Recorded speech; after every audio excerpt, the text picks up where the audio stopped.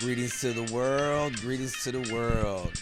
I am still Cam, and this is still the Real Resilience Talk podcast.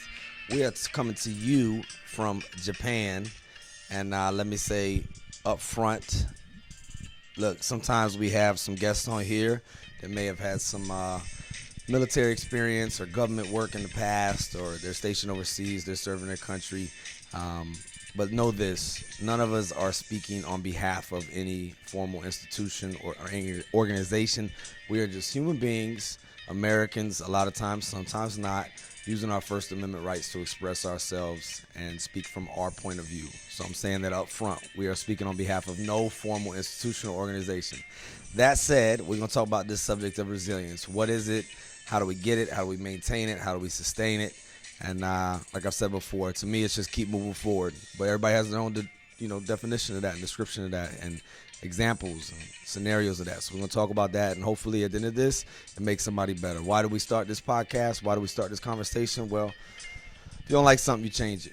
If you can't change it, you change your attitude. So that's my 2 cents or 7 cents or whatever you want to say. And today we are blessed and grateful to have an awesome guest on here. Mr. Handro, how you doing today, brother? I'm good. How you doing today? Good morning. Hey, beautiful morning out, man. It is. It's that rain season out here. I know I'm getting old because I wanted to start off talking about the weather and shit. Yeah. Your knees start hurting, right? I can feel it, man. I can feel it. Like, wow. But yeah, it's been raining like what, every day here for the last. Dang near. I can't stand the rain. Yeah. I can't stand stand. I was thinking rain. the same thing.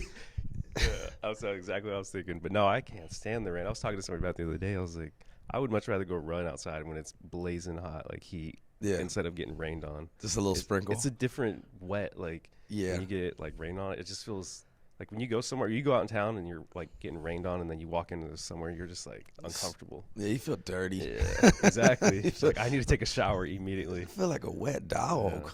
Yeah, no, it's true. It's true. But it ain't been just like raining a little bit here. It's been like pouring, man. It's been like pouring. I did my pack out 2 weeks ago. It was 2 weeks ago, and it poured the entire time. Man, I felt so bad. Shout out to the movers and to the folks at DMO who hooked us up and helped us out, man. Cause them gentlemen and ladies, they earned their money that day. It was pouring, like downpour. It's just annoying, huh? Yeah, but it wasn't even like it let up. It just like kept on pouring on us. But obviously, like anything, this too shall pass. But we are in the rain season of Japan. It's basically like Seattle every day here right now. But today is nice, beautiful, sunny. Sun is shining. Nobody's shooting at us. So that's a good day, man. So I appreciate you making time to be here. What were we at? 05:30? We got in here? Yeah, man. These early mornings with you. Yeah, man, that's what we do. I try to do it. I make sure I do it off the hours so nobody can never, ever accuse me of doing this during working hours. I will not do it. I do it on my own time, everybody. This is heart work. This is a passion project. This is not anything to do with real work. So we do this on our own time. I like it, though, because it makes me go to bed early. That's right. You know, it's funny. I was talking to a cat yesterday. Good guy, Kid God. Shout out Kid God. He's on one of the episodes on here. But he got great music, all available on music, Spotify, Apple Music, all that stuff. But he was like, man, basically, I think he said, I'm the antithesis. I'm the opposite of a morning person. And I used to feel the same way, dog. Like, for years and years and years, I'd watch all these and listen to all these, David Gogginses of the world and all these successful people. And they say, wake up early, wake up early, wake up early, wake up early. I'm like, well, I do everything else, but I ain't waking up early. But the hardest part is what you just said, is going to bed early. That's the key to waking up early. I never knew that, though. I'd be like, oh, I'm so aspirational. I'm going to wake up early. And I'll be up watching Jimmy Fallon. I'm going to wake up in 4 hours, and I'm going to grind. And I'm going to Eric Thomas the whole day. No, you're not. You need your, at least 6 to 8 hours of sleep. Absolutely. It's necessary, man. Necessary. Sleep is very underrated, and in our grind culture, it gets overlooked sometimes. What's your relationship with sleep, just off the bat? Exactly like you just said. I struggled for years growing up with being a morning person, but I developed into being more of a morning person as the years have gone on. Yeah. I can definitely get myself to bed earlier.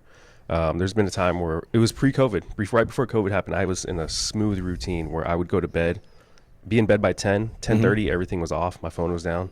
And then I'd be up by 5. I didn't have to be at work till almost 8. So that first hour, I would get everything ready I needed. And then that last hour, I would call people back home because I was overseas at the time still. And I would just call people back home or do whatever and then catch the bus at 7:30, roll to work. And it was such a nice routine because I would wake up super early, go to bed early, and I felt good throughout the day though because I wasn't staying up late. That was just during the week, And the weekends I might stay up a little later.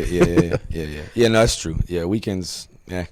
And that's another thing I heard too about weekends. Like people try to ration their sleep and catch up on sleep. Like, there's no such thing as catching up on sleep. Like the body needs, like, we're just creatures of habit and want that routine. So if you do, I mean, everybody does their own thing. Nobody's like, well, Cam said. I'm not trying to do that. But everything I've read or been told by, anybody in the medical field is like, you can't try to rob yourself all week and starve yourself of sleep all week and then be like, well, on the weekend I'm going to sleep 12 hours. Because actually, it actually hurts you worse. Oh, yeah. Because it throws you all off. Like you wake up feeling hungover and you ain't even drink because you just all your chemistry, all your stuff is all jacked up from freaking staying up or not sleeping enough or sleeping too much. And then like the best thing to do is consistent sleep every time. Well, you're in a good sleep schedule when you on the weekend when you try to sleep in and you wake up at like 7 or 6:30 even on like a Saturday or Sunday, you're wide awake. Bro, no matter what you did the night before. I thought that was, I mean, maybe I am that now, but I was like, that is some old people shit. Like, but you feel it's such a nice feeling though. It really is, man. It really is. Like, it's what we're made for. I mean, it's what our ancestors have done forever and ever and ever and ever and ever. It just works, folks. Waking up with the sun, going to sleep with the sun. Because they had lights. They didn't have, all the stuff we have now. They'd be like, okay, it's dark. What are we going to do now? It's kind of like when you're in the field, and like that's one of the best sleep ever is when you're in the field for like a week or two and you don't have a night shift and you work during the day and it's like you go to sleep like our ancestors did. You sleeping in the woods and wherever you're sleeping at, who knows? But that's what we're designed for. That's what we're made for, or at least that's what we're used to. Yeah. The light bulb ain't been around that long, nor has all this like night lights have been on, and we just ain't designed to be looking at our phones. But now I will say too, with the waking up early, and it does feed into resilience, right? I really do think that if you're well rested, the whole sleep on it thing, it all works, but it's very overlooked how helpful that a good sleep routine can be. It really is. Like, it's kind of like laughter. Laughter and sleep are like the most underrated medicines to me, and the same exercise too. But if you get a good night's rest, and I like what Arnold said, he talked about we'll sleep faster. Sleep fast. But he said, because 6 hours, I can get off. I can get by on 6. 7 is like my magic number, but anything past 8, I'm a zombie it feels good while you're doing it and then you pay for it later. Yeah, but it's best to get on track with the sun, the actual cycle. But on the same note though, and this is what I was getting too far, I went all ADHD right there, is it takes a concerted effort. It does. It takes an effort. It takes discipline on the side of things when you are in your right mind and what you can control, because it's kind of like being really intoxicated. Like, people say that's your real self. I don't believe in that. I just think that's your really just fucked up, unfiltered self, and you get what you get, right? That doesn't mean you're not doing it, but I don't believe in that at all. That's who you really are is when I don't believe in that. But when I'm not awake all the way, or if I'm really tired, that's definitely not me either. It's like the same. There's no filter. Like, I'm just whatever comes out. So if I'm really, really tired, but I can't control that, basically, if I was really intoxicated. But I can control what I put into my body before I get to that point of crazy intoxication. Same goes with that night before. I can make that concerted, controlled, disciplined effort, at say 8 o'clock at night and go, okay, it's time to start winding down. And I'm man, you laugh, man. I put on white noise. Put on that. I do my little yoga stretches. I play some Parijat. Anybody ever heard of Parijat? Parijat is the man. I play some of that like yoga music. Dim the lights. If I do look at the screen for any reason, it's on the blue screen. It's on like the real dim thing or whatever like that.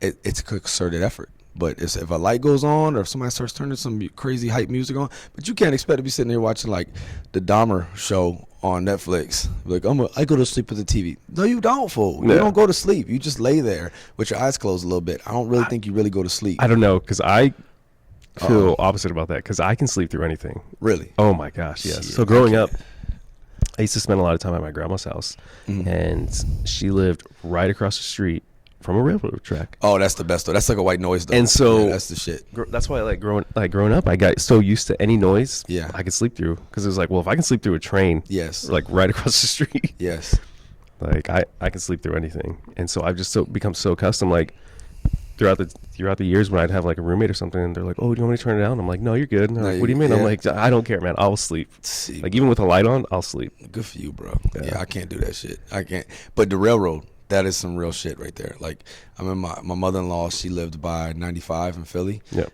And you could hear it at night, just the cars.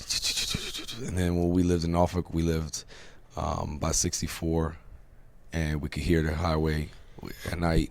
And then I lived in a neighborhood one time growing up. Speaking of Grandpa Russ, rest in peace, one of the greatest dudes ever. But we were staying by him in a neighborhood called Coleman Place in Norfolk, and we had the railroad station, or like railroad tracks right next to us in Norfolk Southern.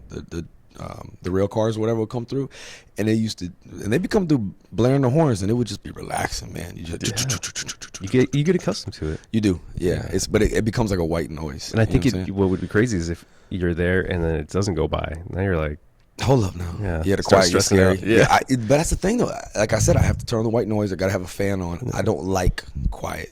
That sounds so crazy, but even when I read and stuff like that, and anybody out there with ADHD or any kind of D's or whatever, we all got some kind of PhDs. If you got a PhD or PTSD or ADHD or something, OCD, I gotta have something on. Even when I read books, like I got a little bit of classical on. So even when you're reading, you have to have music on. Yeah. I've tried to do that, but it's distracting me. But I cannot have words though. Words are just like obviously, look, who the fuck starts a podcast that doesn't like words or talking, right? Anything with lyrics, anything with words, music, I will start humming along with. Even the piano guys, you ever heard of those guys? No, I have not. And they'll do like, I don't want to play it because they won't air it because the rights and all that stuff. But look up piano guys; they're really amazing. But they'll take regular songs, like whether it's like Bon Jovi or just any modern hit or historical hit in history, and they'll make it with piano, and they'll do all the words and shit, and they're amazing, man. They're really good. But even then, I'll be singing the lyrics. You know what I'm saying? Because the lyrics are part of it. So I have to listen. I can't listen to instrumentals that I know the songs to. It has to be like contemporary, just some Parijat type chill, white noise. But I gotta have some type of noise to be able to feel relaxed. So there's a band I listen to, really good, Polyphia, and they're an all instrumental band. Polyphia or Prolifia? Polyphia. But how you spell that? POLYPHIA. All right. Yeah. I'm gonna look that up, man. But it's rock though. So they have heavier, faster songs, but they have some slow songs. But 90% of their music is only instrumentals. Sometimes they'll have like guest, like special guest artists where they'll sing. But their band consists of just instrumental. See, I could just read to that. Yeah. I could chill to that. I even do it now with cardio too, because I'll read on the elliptical or something like that, because I'm old and I do elliptical. Less stress on the joints. But I'll put my little Kindle right there, man. I'll read pages, and I'll listen to like some like upbeat cardio, like that Bad Karma song. I forgot. But they'll be perfect. Yeah, because they have, like I said, they have some upbeat music. Yeah, where you're like, okay, like because some of the stuff I run to or work out to, whatever it may be. It's good. It just had that beat in your head, man. Mm-hmm. Yeah, dude. Even on the on the PFT this year for the 3 mile, I didn't wear headphones, so don't nobody accuse me of that. But nowhere said I couldn't carry a phone, right? Yep. So I carried my phone and I just put it on, and I listened to the Going the Distance. Bill Conti made it. Bill Conti on the Rocky soundtrack. Okay. And I put it on a loop, man. It was like the ultimate stereotype. Here's this dude in his little green shorts, right? Because, you only wear those little green shorts one time a year, twice a year. Some people wear them all the time. I only wear them. I love those shorts. See, like we got one, folks. We got one of those ones that love them. Those are some of the best workout shorts, like especially like playing basketball in them too. Oh my! And you like John Stockton out there? Yeah, absolutely. I love those shorts. Looking like Spud Webb. Yeah. If anybody wants to look it up, man, for the Marine Corps, we have the best uniform ever with the dress blues. A lot of people join just for uniform, and then we literally have the contrast of the worst uniform ever. I joined for the PT uniforms only. Green on green PT gear. If you don't know what it is, look that thing up. That thing is ugly. That's no diss. I'm just saying. It just is what it is, right? Ugly baby's ugly baby. Best looking uniform on one hand, and then the worst looking uniform out of all the branches of service is our PT uniform, our green on green, our classic green on green that I think they've been wearing since like the 1700s. The exact same uniform. Same for a while now. Yeah, it's been for a while, but I was running them little shorts, just looking like a stereotype, and you just hear the Rocky music going by as I'm hugging the left side of the track or the running course, because I'm like, maybe it'll cut off less distance if I'm tilted. You know what I'm saying? And I just hug the left side. But hey man, music works, man. It's music, laughter, sleep. Very overlooked and underused medications, man. I'll post the link in the show notes, but I went to a therapist a few years ago, Dr. Tom. I love you, man, if you're listening. Great dude. But he gave me this video link, and it was a TED talk to a gentleman that said that depression is a byproduct or of civilization, basically, of where we're at. And he talks about some of these communities and tribes that are in the wild, and what their rates of depression are, what their rates of suicide, death by suicide are, and all these things incomparable. But they live as though humans have lived for years and years and years and years, and the difference in the tribe. It's a very interesting thing, but one of the things that comes out of it is fish oil, which I've taken, which most people nowadays take fish oil, but there's a certain count of I might be jacking this up, EC, whatever one of the elements inside of the fish oil. If you get a certain count, it can be like an antidepressant itself. But another thing he said, and he said this like on the record, and he's a psychiatrist, PhD, all that good stuff. He said, if you could take the results and effects of exercise and put it into a pill, it would be the best-selling pill ever.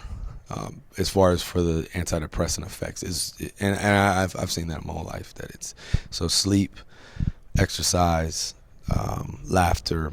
These are just known knowns with human beings. I guarantee they won't make you any worse.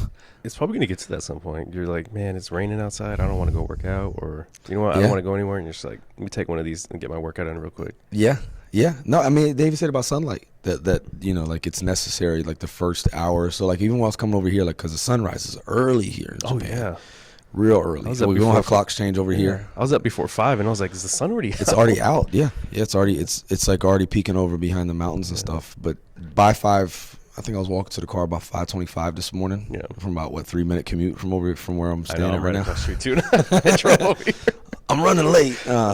But I'm gonna miss that going back to America, going back to the East Coast, I-95. Ooh, I know you've been waiting on me. Oh, whether it's the 15 to 5 and 95 on the East Coast, the West Coast 5 and 15. It's funny too on the West Coast. I'm trying to write a bit about this, but it just dies right here. So, but one of them is like on the East Coast we say we take 95.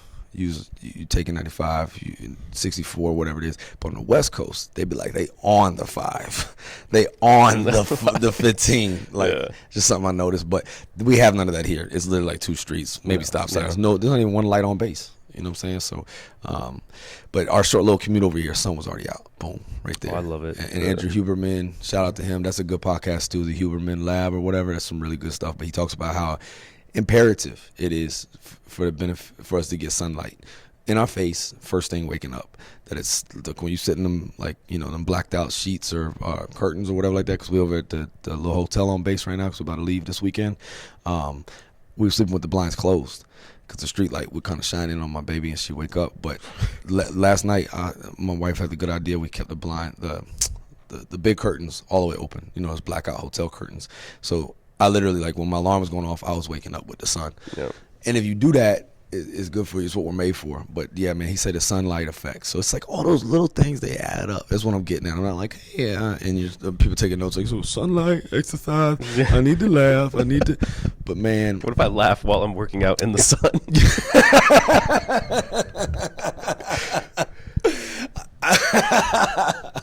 And I listen to music and read at the same time, and I'll journal about I'm grateful. All of that at once, Cam, you're telling me I'll be good, and there'll be somebody out there who's like, I'm gonna make 30 minutes for that every day, and I'm gonna see what the fuck happened. You know, I just, these things, I always was like, man, that's what old people do. That's corny. This is that. I'm me.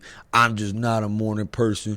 I'm just a motherfucker who drank. You know, like all these kind of things that some of us like. It's like we cling to our piece of shitness habits or something, or we're so stubborn about not opening our minds. So none of these things in themselves, I think, folks, will fix all of your problems. Not saying that at all, but I guarantee if you try these things, whether it's the exercise, the sleep, or you know, trying to get some humor in your life, some laughter in your life on a regular basis, it won't make your situation worse. I will stand by that. It might just help. But maybe that's the key.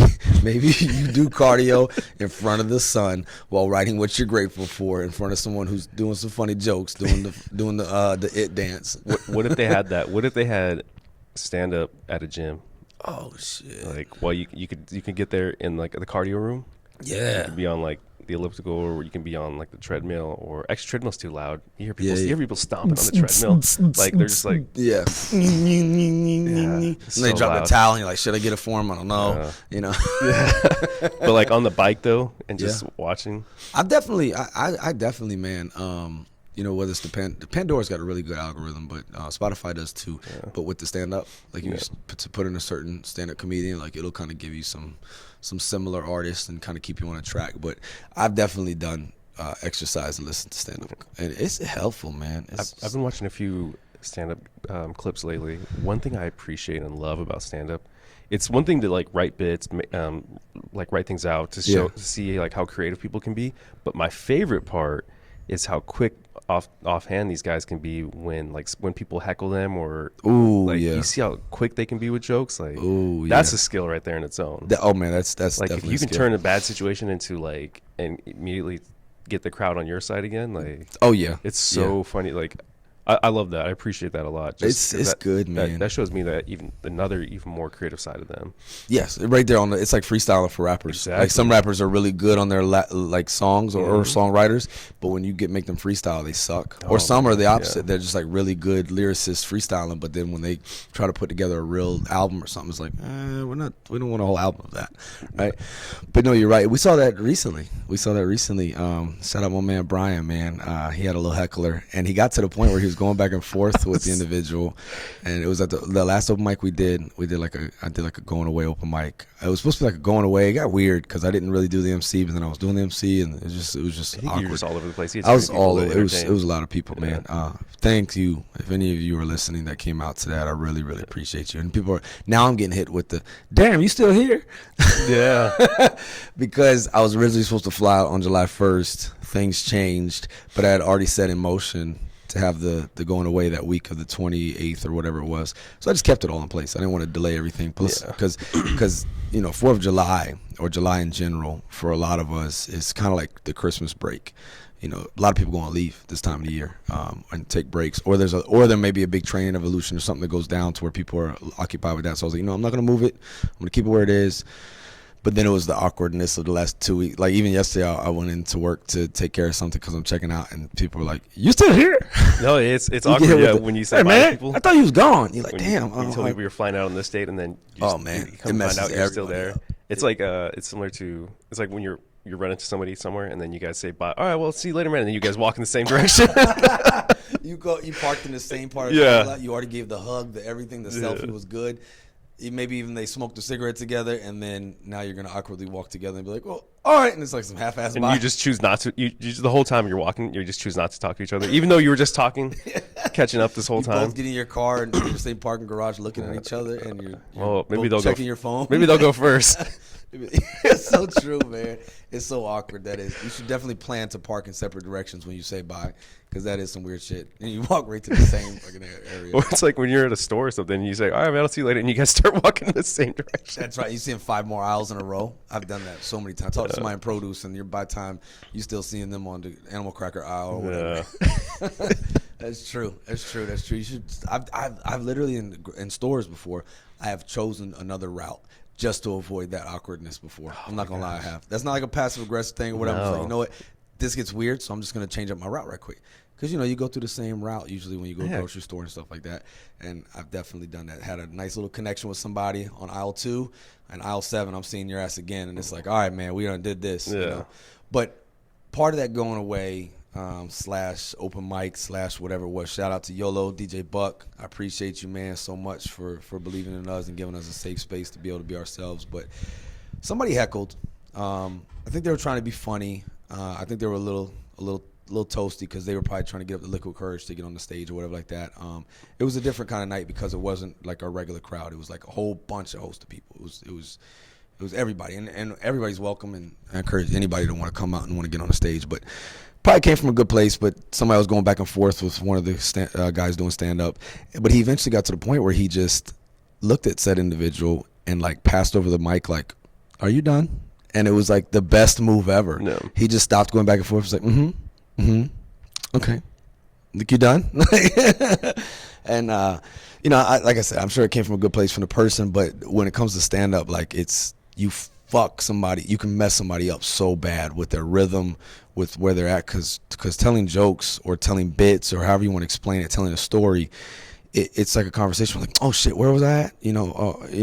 But when you're doing something like that, it's scripted but not scripted, and it's like you totally like do another instrument in the song. You're scripted, but whatever your audience is not. Exactly. Yeah. And I love it when hecklers get it back to them. Oh yeah. You know, but you never want to, especially in the environment we try to create here, because I talked to you afterwards, and you wanted to get on stage potentially that night, but after that happened, you were like, "Fuck that." Yeah, I was like, right? I ain't ready for that. Yeah, and that's the one thing. So for anybody that comes out to our open mics, or to the open mics now in Iwakuni that are gonna keep going on, because the fellas and the ladies, they're gonna keep it going. Try not to be an asshole, man, and heckle people, because not only are you screwing over, the said Brian that was on the stage that night. Okay, funny, hee hee ha ha, you got him. But there are some Handros and some Mikes and some Lisas and whomever else is in the back that were contemplating going on stage, but now they're like, fuck that shit. And that's not what this kind of open mic is. Save that shit for America. In America, all day. But you usually don't get a lot of hecklers at open mics, I will say that, because it's generally understood that this is an opportunity to workshop things, to work out things. I did go to one comedy club, funny as shit, really good comedy club, American Comedy Club in San Diego. And they had some fucking killers, dude. And I put my name in the hat to go up, but they have so many people show up to this place that everybody puts their name in the hat. And then if you post a picture of, that it's happening tonight or whatever, you can get another name drawn. And then there was some other way to get another name in the hat. Oh, but literally, so what they do is, somebody will be going on stage and they'll be like, Handro's next, and Handro's going up. But after Handro, and they drum roll, they pull the name out the hat, so you're in the shoot. So you're the one after Handro, and then they'll do another name. So you got like 2-3 minutes, whatever the time divisible is, to prepare mentally to get in line to then take the mic. So there's no break in the show. But man, I think I got at least 3 names in that hat that night, and I didn't get called up on stage one time. Dang.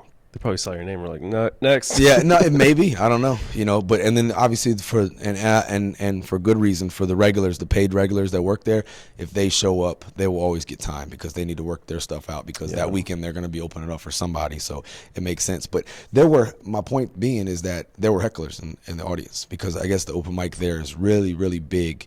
But there was just some assholes out there just heckling people, to paid regulars or to just people trying it for the first time. So it was like, oh, you got to bring your shit here. Like this open mic is not that open mic. This open mic is the one where you bring and you showcase some shit, right, as polished as you can, to then prepare for something. But then there was one at the Madhouse Comedy Club. Shout out to them. Awesome club too, where it was more just freestyle, and it was a little bit more loose. It was definitely good comedians and stuff like that, but it had a more of a the vibe we kind of try to have out here, where it's like it's a safe space to kind of try stuff out, to be like, ooh, that didn't land. Nobody's gonna try to be an asshole intentionally, So it's different vibes everywhere. One of my favorite places in the whole world, and I'm gonna try to go there when I get back home, is Newport News, Cosby's Comedy Club. Good crowd out there, but everybody there for business, because there's only so much time. Yeah. So you could maybe get 5 minutes on one night, maybe even 7. I rarely ever see 10 at open mic, but maybe 5 to 7 minutes, or maybe get 2. Because there's so many comedians or so many people that want to get up and do stuff. And then the other thing different that we do out here is that it's open mic in the sense of the classic sense that people can get up and do whatever. Yeah. In the States, open mic usually carries the comedy connotation. That's what it more so is famous for now, is for comedians and stuff like that. But really, in the roots of it, open mic is anything. Like it's, and obviously that's what we get when we do ours. Sometimes it turns to fucking karaoke. Sometimes it's just poetry. I mean, I've seen people get up and read parables, like that we all know, but just get up and say it in their own way and put on an instrumental. But it's just all art. It's all expression. So it's good. It's safe. It's healthy. But yeah, to the point of it, nobody's like, I didn't fucking want a goddamn Wikipedia page on fucking open mics, you stupid fuck. Sorry. Do you think people wake up in the States, like more so in the States, like you were saying, and they're like, you know what, I'm gonna go heckle somebody at a comedy show today? Probably. I was actually talking with somebody last night. I guess there's a guy, he came up under rest in peace, Ralphie May. He can't. I think it's Matt Rife. I think he is. But he's I've seen his stuff. Yeah, he's really funny. But I think one thing that made him famous was how he responded to hecklers, and that got him like, you know, it's kind of like with Bill Burr with the Philadelphia thing when Philly was shitting on him. That thing was and hilarious. He shit on Philly, and he meant all of that shit. 5 more minutes. And he just keeps shitting on the city of Philadelphia, and they loved it, right? Yeah. But even I've heard him in interviews say that after he left there, people were trying to do that. Like he'd go to Cleveland, and then like Cleveland wanted him to shit on Cleveland. It's like, hey man, I still got my act to do. Like this is not my whole thing. It's just to shit on every city I come to. Right? That if you haven't seen that rant, I highly suggest watching that rant. That thing is hilarious. Man, God, I love that dude, man. Bill was Burr going in. Fucking amazing, dude. That dude is man, he's off the charts. I just anything he does, I try to like take in. Even the animation show he did, F is for Family. I watched the first couple seasons. I fell off, but I need to watch the rest of it. That show was funny. hilarious. It's good. Yeah, anything Bill Burr does, man, I'm like, I gotta see it. And you know what? You know what? My wife and I, every time there's always some little kid that does that shit. Like, you know what? Shut the fuck up!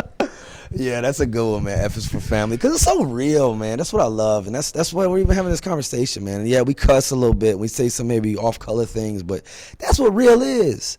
Like, and that's why I love comedy and Bill Burr especially, because he's just real. He's just honest with it. Might not be popular. No. I was listening to somebody else the other day too, but the guy Matt Rife, he recently came out and was like, look, man, y'all got to slow down with this shit, because people were purposely coming just to get heckled so they could be heckled by him. Oh, so he could. I'm sorry. So they could heckle him, so he could come back at them and shit on them. They want to get roasted by him. They want to get. Yes, there you go. That's exactly right. They're coming, and he's like, hold on, I still got an act to do, y'all. Yeah. You know what I mean? So it kind of got out of hand, but he was so good at it that people were just doing that, like that was the thing. Because there are those. I've done stuff before where there's those hecklers where they're like, yeah, I'm like, okay, nobody told you to cheer. Yeah. It's dead right there. Everybody giggles, but then that person now they think they're part of the show, and I've definitely heard the amazing Whitney Cummings and Joe Rogan talk about this a few times, where the hecklers will now start to try to be part of the fucking show. And it's like, hey, motherfucker, like, chill. But you got to remember I remember first time going to stand up in person. I've always loved stand up my whole life. But first time I went to the Funny Bone in Virginia Beach. And it was the first real comedy club I ever really sat in. I'd been to them, I've been around them, but I never sat down for a whole show, right? And I remember we got put up front, and I remember feeling scared sitting up front, just because like I thought they were just gonna immediately, do like from Nutty Professor, like, look at this motherfucker right here. You know what I'm saying? Like, oh shit, look at me right here. You know what I mean? You remember who was in that, Nutty Professor? Huh? You remember who was in that? Yeah, it was Dave Chappelle. Dave Chappelle, yeah. Reggie. Oh, what a smile at you, kick a field goal, Reggie. Mama had an affair with Mr. Ed. One of the best things. But it's so funny. You can see the passing of the torch in that movie right there. Like, I mean, Eddie Murphy, that's my favorite, most entertainer of all time, Eddie Murphy. I love him. But you see like the passing of the mic with Dave Chappelle, because Dave Chappelle wasn't shit then. He was just doing stand up. He was in quite a few movies randomly here and like there. Just randomly here and there. But he was in like the Robin Hood fucking Men in Tights. Yeah, Men in Tights. He was in that. He was in a few things. Half Baked hadn't come out yet. No. Blue Streak wasn't out yet either. Nope. He didn't do Chappelle Show yet. Like, so it was before he became the Dave Chappelle that we know now, which now he's obviously, he's on the Mount Rushmore of comedians now for people. He can say anything with the following he has, and people are gonna laugh. Like, and it's not because it's not funny. It's just because he has that much of a dedicated base. You know what I'm saying? That no matter what, like it doesn't matter what he says, But he's still hilarious. He's still amazing. But I think when some people get to that status, like you just come out and be like, hey, he, and people are like, ha ha ha, you don't know what he's anything. Yeah, because they're such avid fans of that individual. But I don't even know where the fuck I was going with all that. But you see the hecklers, I guess. I don't know. Yeah. I thought I was gonna get heckled. So a lot of times people get fucked up at comedy shows because they're insecure, thinking somebody's gonna fuck with them, right? And then they're like the loudmouth motherfucker. Everybody's got that person in their crew. It's like, oh shit, Lisa done turned up and she ain't telling nobody. You know what I mean? And they pregame it. They got little airplane bottles in their purse because they don't want to pay them money for the drinks. We know these people, folks. I used to be one of them. I know. But they're so intoxicated, they don't have no judgment to know, all right, I need to shut the fuck up right now. Yeah, someone's doing their thing. Yes, man. I went one time with a family member. I love him to death. He's sober now. But It was an anniversary of one of the times I got sober, and then I relapsed. But we went and we won tickets to the same comedy place, and he had just got real fucked up, and he was with me, and he was at first talking shit on the comedian, but he was just like really, really rude, and we were near the stage, and I got to the point where the comedian was like, "Hey man, like fuck, dude, can you get your boy?" You know what I mean? And then eventually security came and got us. Yeah. Shout out House at Comedy Club. There's this big motherfucker named House.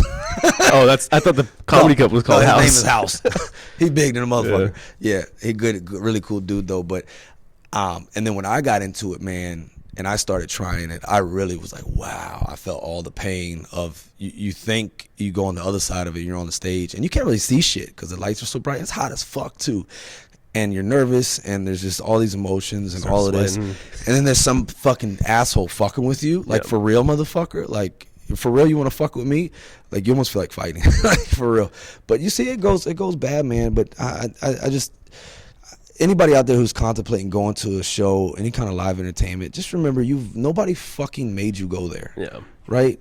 Like, if we're at some fucking stupid ass commencement speech or some award ceremony, for some reason we'll never heckle, because we're just like, oh, we have to be here, and you don't even want to hear this person talking, but you'll give them the due respect that they're given, right?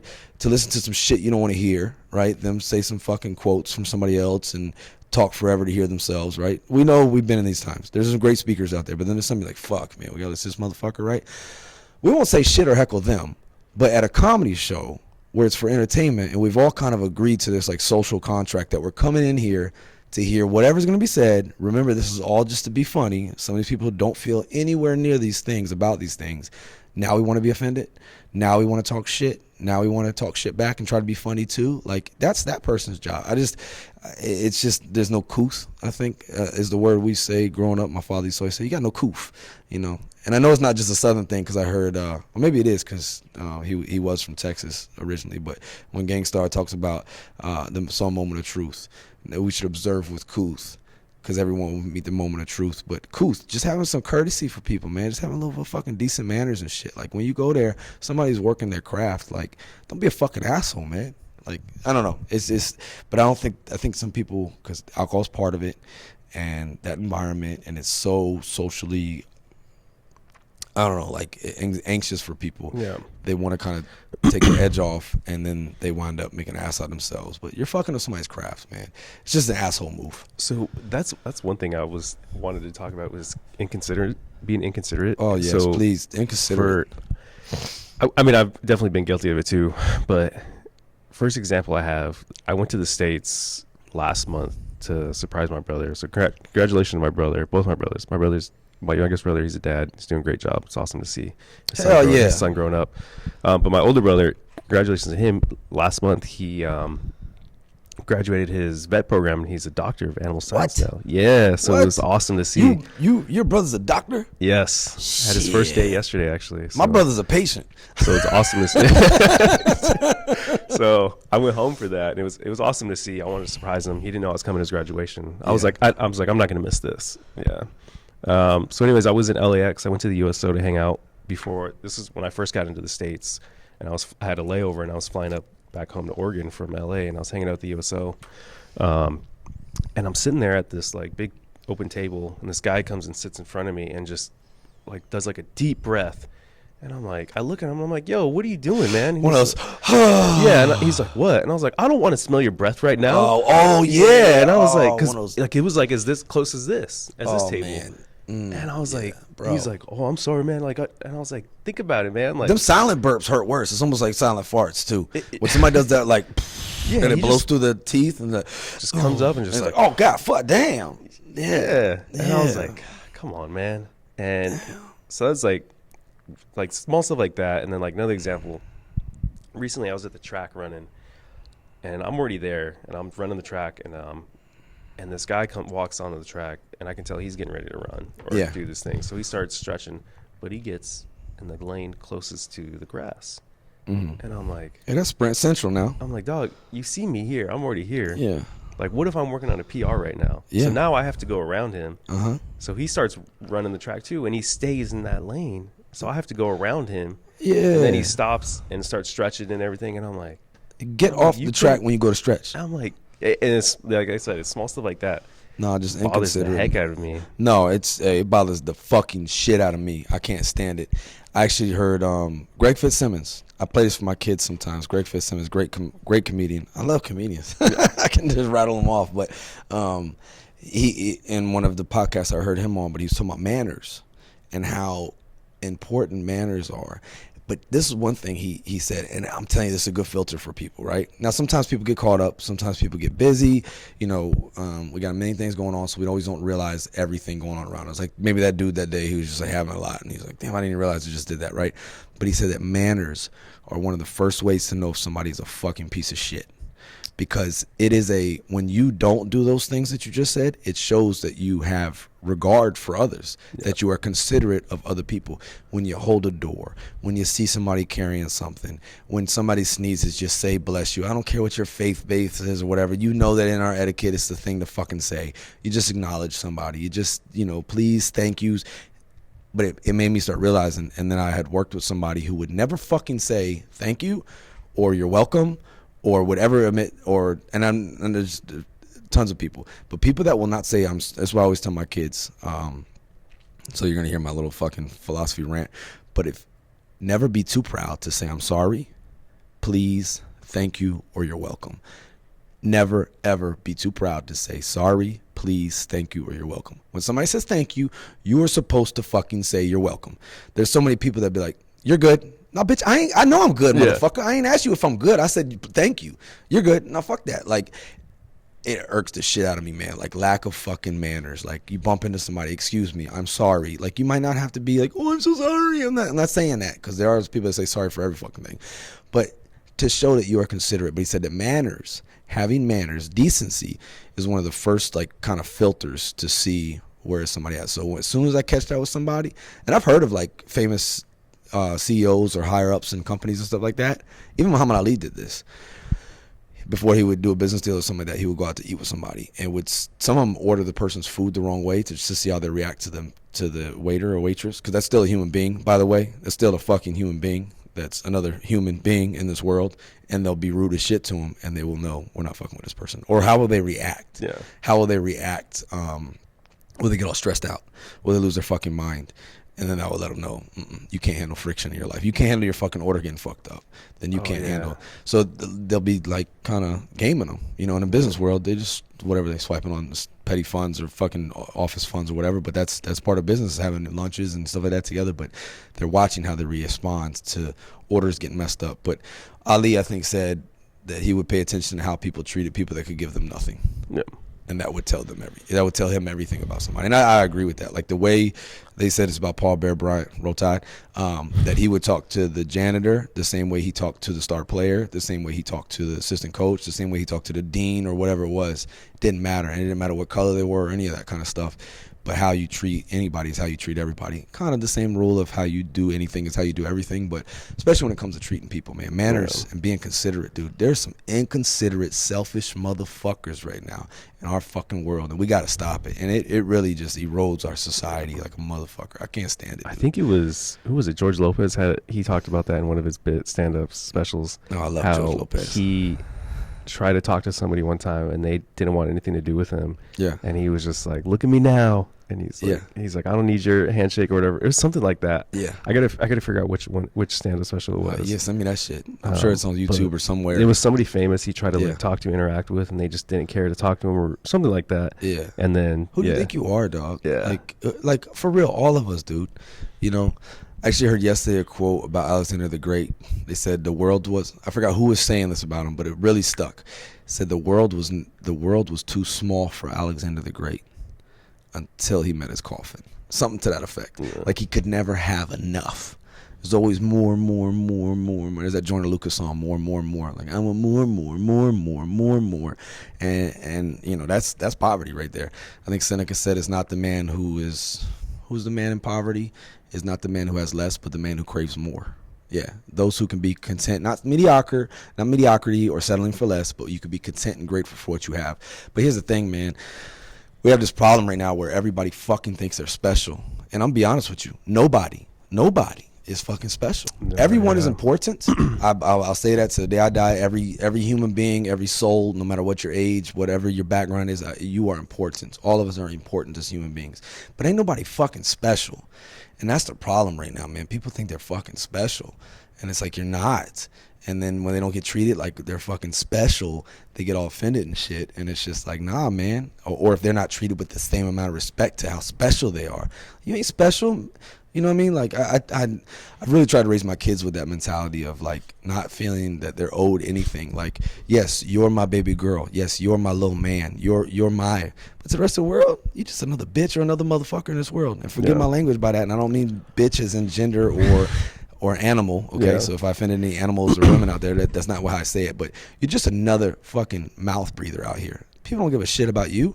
So why the fuck you think you're special? You know, so and I think that's a problem. Some people, they get raised thinking they're so special in the house, and they think everybody, nah, man, that's for your mom and daddy, your big brother, big sister, auntie, cousin, mama, grandmama, whoever the fuck is to love you like that. The rest of the world don't give a fuck about you. I think the best moments are when you find out you aren't special. Like when I was in high school, I think I was a freshman. I tried out for the basketball team, got cut. And I was like, man, I'm not special. Nah.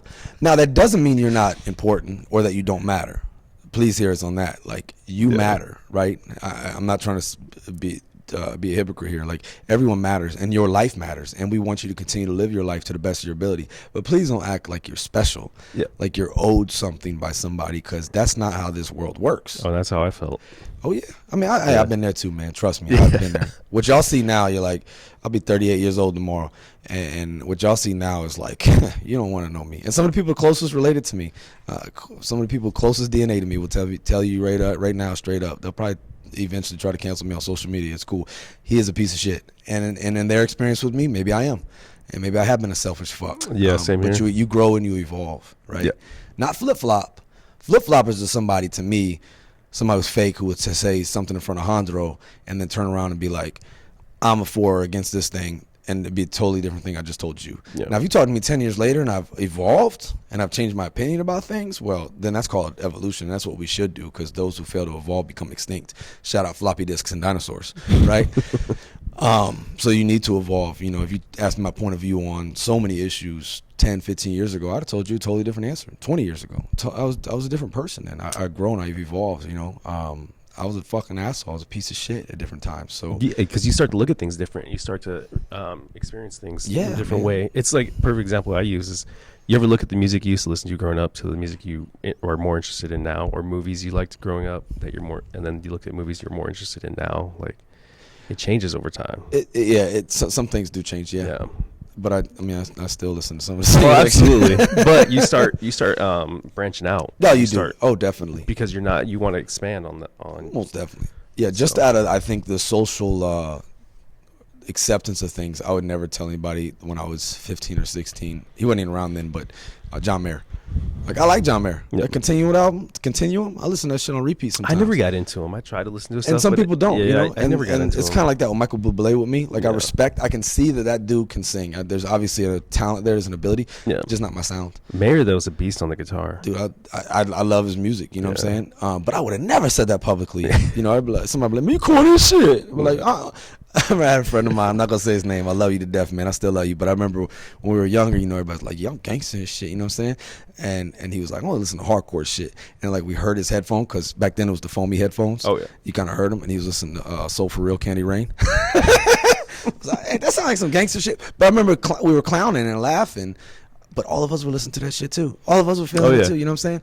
I love R&B. That's probably, old school R&B in general is, I love reggae too. I like all music. I'm gonna just say that. But I love that, like, soft shit. You know what I'm saying? I listen to Tony Braxton albums still. You know what I mean? And be singing that shit. All the Whitney Houston. I love all of it. But I wouldn't have told my friends that 20 years ago. No. You'd have been like, man, you soft in a motherfucker. You know what I mean? But Aaliyah just died, so you can like Aaliyah right now. That's cool. But you wouldn't have said nobody as a dude you liked Aaliyah 5 years before she died. No, ain't nobody listening to Rock the Boat on their own. I was over there 4-page letter like a motherfucker. Because good music is good music, you know. But no, you're right. I have evolved on some things, and there's just some things, you know, it's just a little too raunchy, right? Like, I love the First Amendment, but there's just some. I'm not gonna listen to the Akinelli, however you say that dude's name who made that song, the put it. Oh, I'm not going to play that. I heard that song. I have an adult child now. Yeah. I'm not ever going to play that song, right? Now, what if she played it in front of you? No, we're pressing skip. Yeah. If we even still press skip, I don't know. But there's just certain songs. Yeah, you evolve. You feel differently.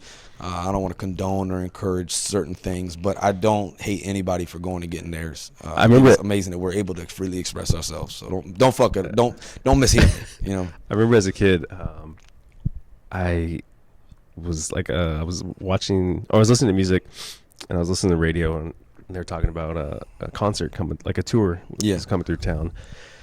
And I go to my dad. I was like, "Hey, I want to go to a concert. Can you take me to one?" And I was like 11 I was like 10 or 9 at the time, because I was trying to think back to when this album came out. And he was like, "Who is it?" And I was like, "Snoop Dogg, Exhibit, Dr. Dre, and Eminem are doing the Up and Smoke tour. Can you take me to it?" I remember that. My brother had that DVD. Remember Dre? The Chronic 2001. Yeah, Ice Cube was on it too, and yeah. And he just looked at me like, "No, we're not going to that." No.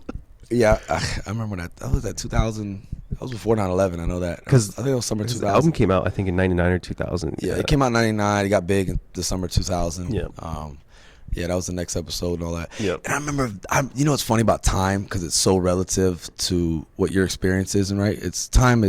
I love when people get deep on time, like, does it exist or whatever like that. Like, when you're in the zone, time flies, and when not, whatever. But I almost look at it like kind of like a pizza pie, right? Like, when you're younger, your slices, say years, are so much bigger, so they take up more. But as you get older, your slices you still have the same circumference overall, but your slices, you get more slices in the pie, right? And I remember when that came out in 99, 2000, and it was the next episode. But you remember when Dr. Dre and the Chronic came out, the first one, so stand by for the next episode, like how one of the songs ends, right? And that was 94, 93. Yeah, so that was before my time. Yeah. Maybe 92, 93. I think Chronic actually came out in 92. The end of 92 got big, 93, 94. Mm-hmm. Snoop came out and everything like that, right? And nobody knows who Snoop was. That felt like, whoa, he's back. Bro, that was 5 years later. Yeah. You know what I'm saying? Like, that was only 5-6 years later. And I can remember listening to California Love, right? Shout out DJ Sippy Cup, did California. Did you see him do California Love at the middle school show? No. I'll play it for you. He did it with instruments. It's pretty cool. But Dre says on the song in 96, I think 95, that was 95 when Tupac got out, when Tyson won the title again, all of that. See, I'm dating myself, right? I was watching The Box back in the day. But he says in the song, I've been in the rap game for 10 years selling rap tunes. Ever since Honeys was wearing sass, whatever, right? Now it's 95. They clocked me and watched me diamond shine it. Look, 10 years. And it's like, wow, man, he been in the game for a minute. And now it's like Dr. Dre's been in the game for like 35 years. And he's like, I think now he's actually like elder. Like he's in his 60s. That's crazy to I don't know if he's that old.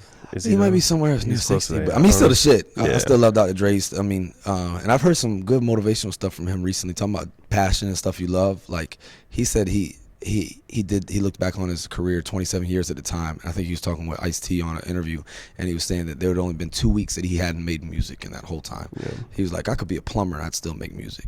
You know what I mean? Like, because it's a passion, right? So that's just a beautiful thing when people can find that. But that's so funny. That Up and Smoke tour, the next episode, all of that. It was only 5-6 years. If you haven't listened to that album, I highly suggest it. What if your kid brought that and wanted to listen to that? Oh, my kid does listen to that. Okay. Yeah, to be totally honest. Like, I don't let my... Yeah. I mean, there's some stuff I tell them to skip, some of the intros that I'm sure a lot of people back then would want to take back. Yeah. But that was what was interesting. I was listening to I watched the stand-up special Adulting from Bill Maher the other day. It was on HBO, and it's really good because he talks about how things, this whole cancel culture and canceling people of the past. And he's like, if you listen to some of the rock music from like the 50s and 60s, like every song was about being with an underage girl. Right. I talked to somebody about that last summer because the Elvis movie was coming out, and I was like, "Do you know about Elvis?" And they're like, "No," and they got mad at me. Yeah, and I was like, "Yeah, Elvis was big for stuff like that." Yeah, but like even Sam Cooke, I love Sam Cooke, right? Yeah. He's got a song called "She's Only 16." I always press skip on it, but it's on the Greatest Hits album. She's only 16. She's only 16, right? And he was not. He was a grown ass man. Yeah. And I don't even know if he wrote the song or whatever, but he sang the shit out of it. And there was many of songs like that. But Bill Maher was saying, like, if the way we're judging people in history at different times, like he's like, really, you're gonna cancel Abraham Lincoln? Like, get the fuck out of here. How you gonna cancel Abraham Lincoln, right? Because he was one white person who said something racist when everyone back then said something racist. But look what he did. We're going to cancel Abraham Lincoln, right? And he's like, we need to really think about the context of which we're looking at things. And he talks about, he's like, let's think about rap music in the 90s. You know, bitches and hoes and all the stuff that they were, or some of the intros to songs, right? You know, I think about now, there's some old Jay-Z albums and old Rockefeller albums that there's intros where they're like, that you didn't even need that in the song, right? No, yeah. It's kind of like the Montel Jordan song. That's still part of it, where his barber calls him. You're like, hey, man, this Percy, your barber, man. Hey, man, that shit is good. Yeah. Keep doing that shit, man. That's still part of the fucking song. That didn't need to be part of the song. Yeah. But like back when intros like mattered, there's some intros that are fucked up. I can't listen to that shit. Like some of them were pretty far out there. Vulgar. Eminem had some rough ones. Rough. Eminem had some. Yes, man. Ones. And now having adult children, daughters at that, I'm like, hell no, we ain't listen to that shit. Yeah. You know, and I get it now, but you change, you evolve, you look at things differently, and so do we as a society. Anybody came out with an intro like that on one of their albums, it would get canceled off the bat, right? And I'm pretty sure there's probably gonna be some, especially with digital audio, I'm sure there's been some artists who probably requested for some intros to be taken away from certain, because it didn't serve no purpose, but at the time it did, you know. Or like the Wu-Tang one where they're like, you ever heard the one where they're basically talking about human torture? Keep feeding them. I'm gonna keep feeding them. Yeah, like that had no point in being on the album. Yeah. That's actually pretty funny. But there's some other ones that are just fucked up and just vulgar and wrong. Somebody told them this would be a good idea. Yeah, someone and was at the time, put this in the album. But at the time, that was a good idea. That was the time they were living, and that's not to justify by any means. Wrong is wrong. But I don't know if we should cancel Jay-Z, a husband and father, now because of an album he did with a shitty intro or something that is risque now in 2023 because he released it in 1998.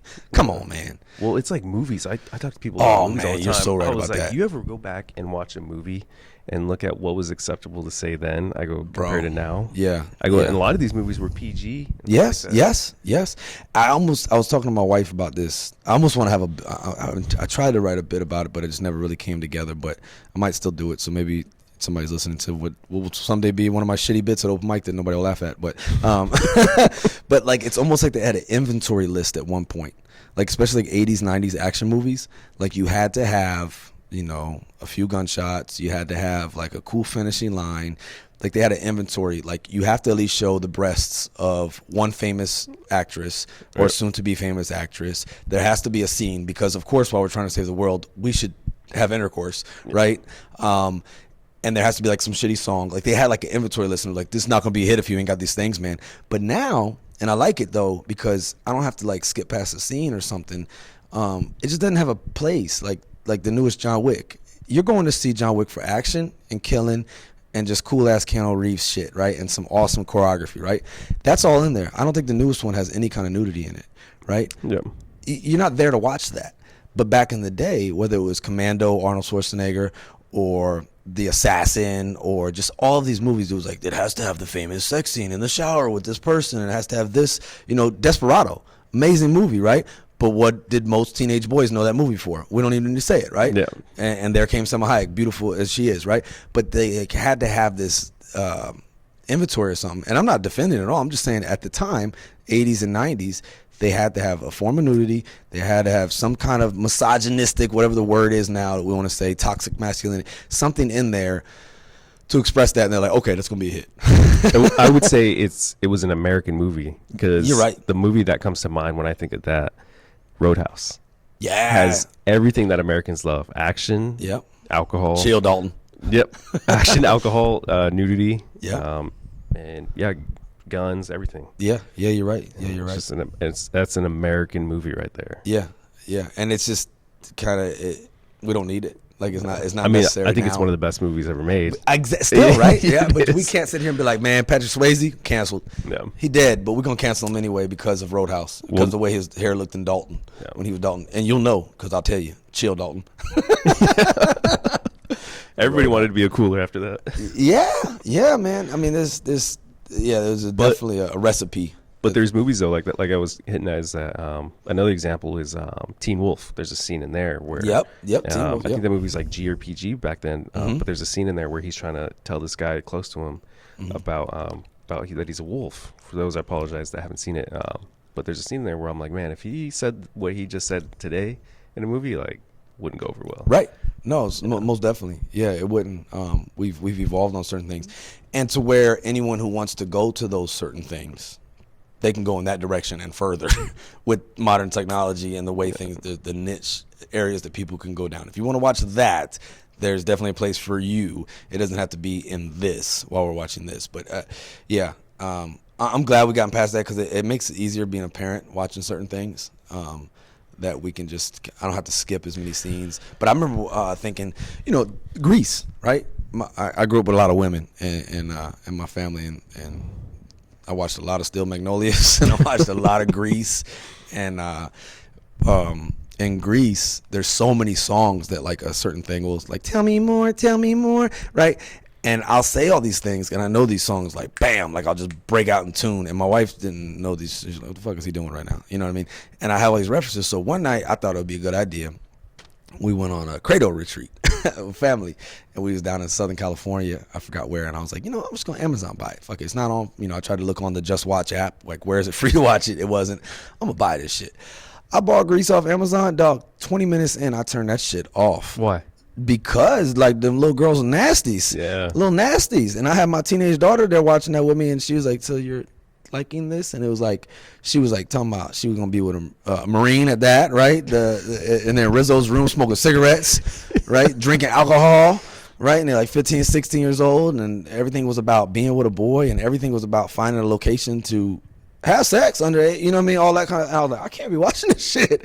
I cannot watch this shit. I'm not condoning this. But there was some really good songs. So we'll listen to the soundtrack. But we ain't watching. I can't watch this movie with you and condone it. Yeah. But I was, just because I had been so long since I seen it, I just was like, damn, this shit is inappropriate. And it is, for a young teenage girl to watch, in my opinion. But that's my opinion, right? Yep. And everybody has their own right to their own. But it was something. That was one of the biggest moments of like, oh shit, we're not in Kansas anymore. Yeah. I love watching movies though from when I was younger and watching them again, and I'm like, oh, I did not catch that or get that reference earlier back in the day. Oh yeah.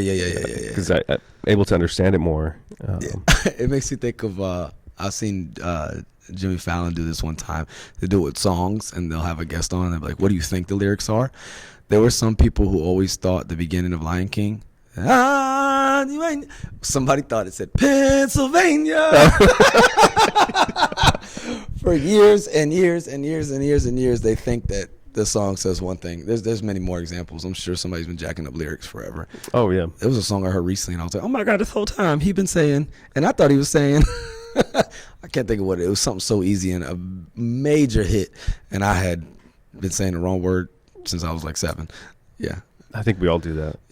Yeah, but it's like that with the movies too. You perceived it, and that's where it's like you only know what you know, and that's where it's kind of humbling and eye opening, to where you can sometimes read the same thing or hear the same thing, but you weren't ready to absorb it in that way then, and then you hear it later, and you're like, oh shit, they've been saying. I heard Kevin Hart when he's talking about, they said that knowledge is power. He's like, man, they've been saying this shit since I was like 7, but I want to play Sonic the Hedgehog. You know what I'm saying? Like, they've been telling me this whole life. Books is, but he wasn't into it then. He didn't care for it then. I didn't either. I didn't give a shit about none of that shit then.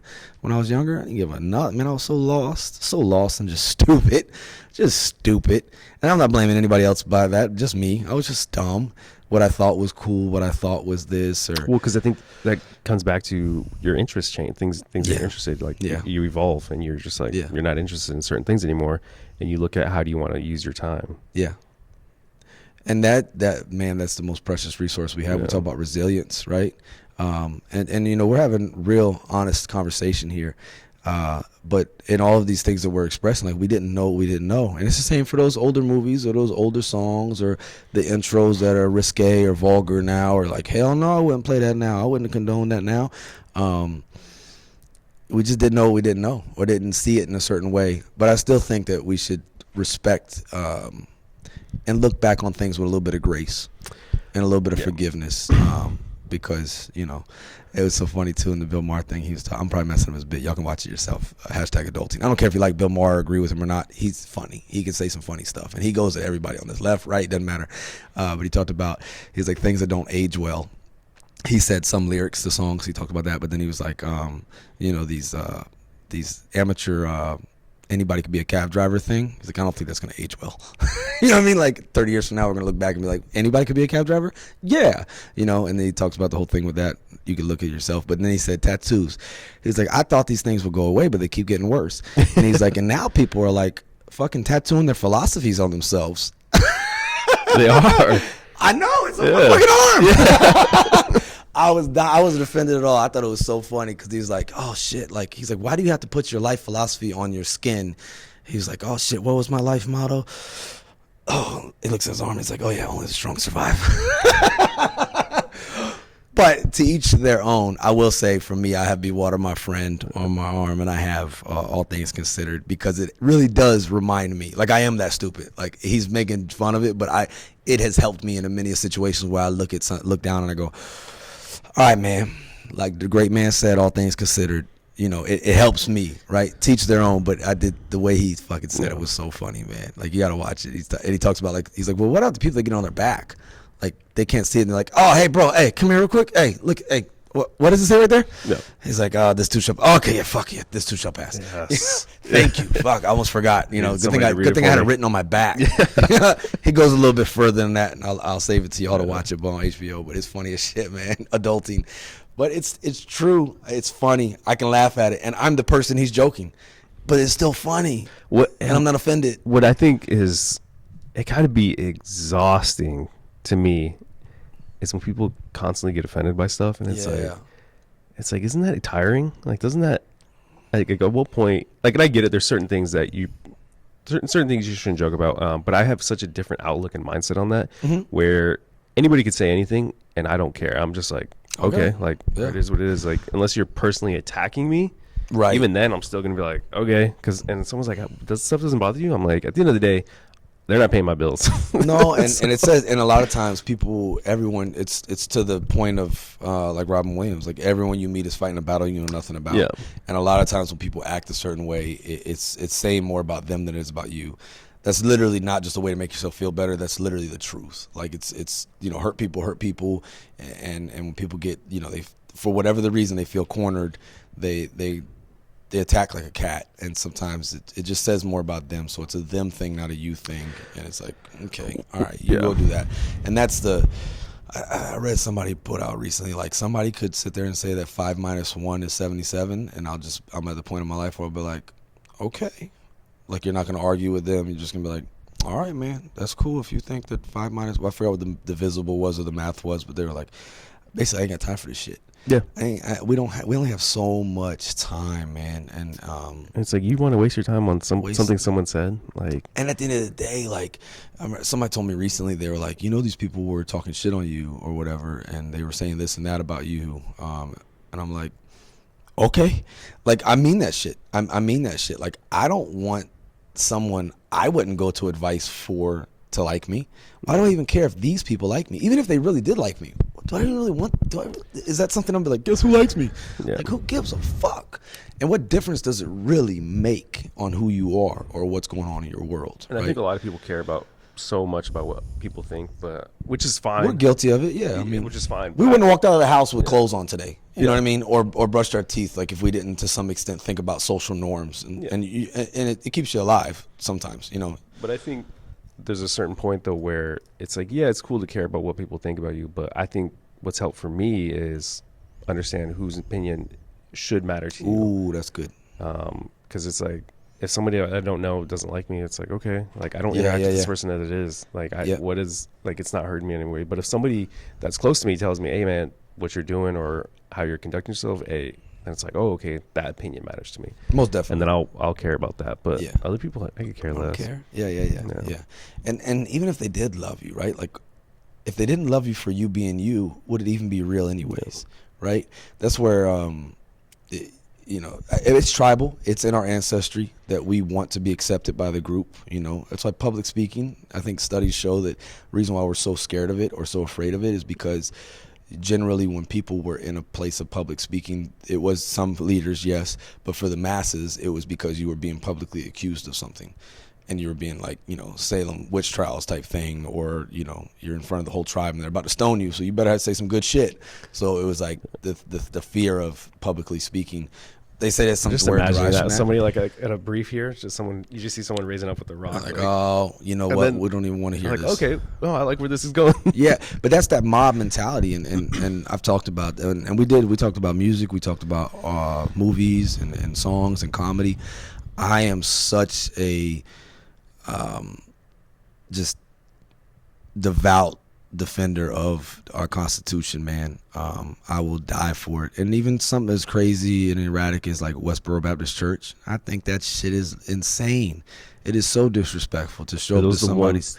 Those are the ones that show up at people's funerals and stuff because the military service members, right? Because Don't Ask, Don't Tell got repealed, and they were like, you know, they feel the way they do about, you know, anything of that light, that they would protest and say like, you know, God hates you and at somebody's funeral, dog, for real. Like when their family is saying is getting their closure, like you're however much distance away, doing some shit like that. That's just foul as fuck. While the reason why they died is what gives you the right for it, right? That's just so foul. And I would hope that those people, and I've actually, there's this one interview I do want to see where it's a girl who got raised in it and she kind of turned away from it, and she kind of speaks on like the mentality, and I haven't watched it yet, but it's good to understand where people are coming from, right? Because she didn't know what she didn't know. She only got raised with something, right? But even at that for extent, or some of the crazy art that we just talked about that I wouldn't want my kids listening to, or to make my daughter be felt like, or something like that, I'd still die for their right to do it, because it gives me the right and freedom to do what we're doing right now. And I think that's the beauty of our system, is when people can, in their own free choice, choose to do the right thing, right? Because they didn't do it because somebody told them they had to. They didn't do it because they couldn't do something else. They doing the right thing because it's genuine, and they learn through experience or through evolution or whatever it is in their own little personal life that this is just not cool, or that this is right and this does feel good. And that's the beauty. It takes time sometimes, right? It can take generations for certain people because you just don't know what you don't know. But I think that's the beauty of our Constitution and the beauty of our freedom of our First Amendment. So like I said, something as far as Westboro Baptist Church, I don't agree with it.